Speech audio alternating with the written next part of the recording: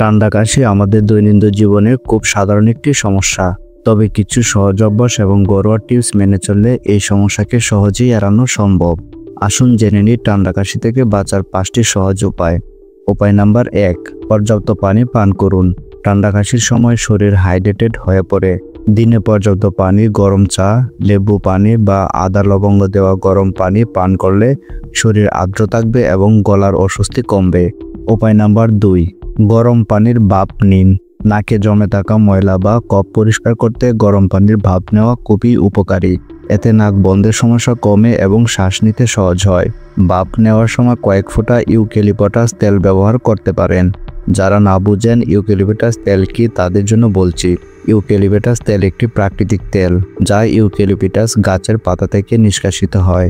এটি antibacterial, antiviral এবং antifungal গুণে সমৃদ্ধ, যার কারণে এটি বিভিন্ন শারীরিক সমস্যায় চিকিৎসায় ব্যবহৃত হয়ে থাকে। ইউক্যালিপটাস তেল শ্বাসনালীকে পরিষ্কার করতে সহায়ক।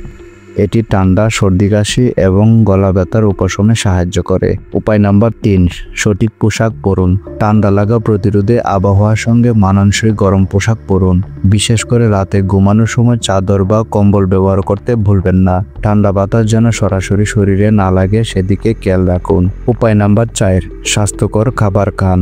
রোগ প্রতিরোধ ক্ষমতা বাড়াতে পুষ্টিকর খাবার খাওয়া খুব জরুরি। খাবারে ভিটামিন সি যেমন লেবু, কমলা, আমলকি এবং জিঙ্ক যুক্ত খাবার যেমন বাদাম, শিম এগুলো যোগ করতে পারেন। প্রতিদিন 1 চামচ মধু খেলে গলার ব্যথা এবং কাশি কমে।